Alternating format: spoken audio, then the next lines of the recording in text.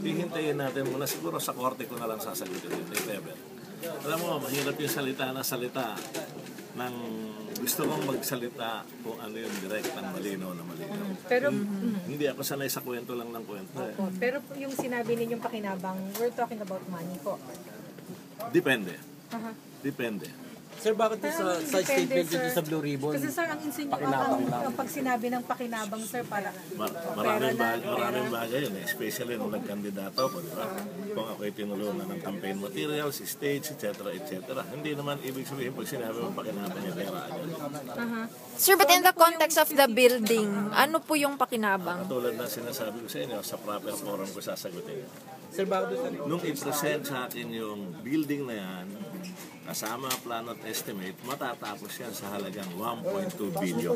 Pero wala kayo sinasabi kung magkano yung kinita ninyo? Wala. tatanungin po kung magkano, kung perang pinag-uusapan, hindi niyo pa po masasabi sa Hindi ngayon. ba?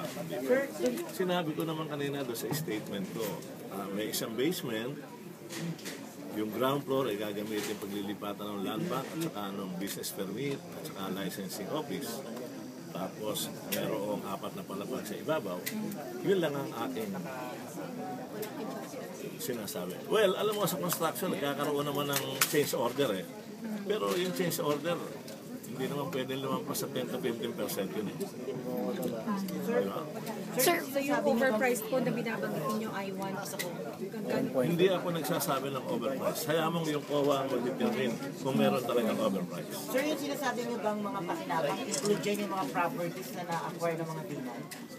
Wala rin akong sinasabing gano'n. Alam mo, katulad na sinabi ko, gusto kong ito hindi magkaroon ng kulay politika. Sasagot ako sa inyo sa tamang panahon, kaya nga ako umiiwas dyan sa mga interview kasi nagkakaroon ng twist eh. Kaya pasensya na kayo at talagang po, sir, sabi ni Senator Binay kanina, kayo daw po kasi ay nagkakasino, malamang daw po nagigipit kayo, kaya kayo nagpapagamit sa politika. Ganito yan. Ako, aaminin ko sa inyo, prangka akong tao eh.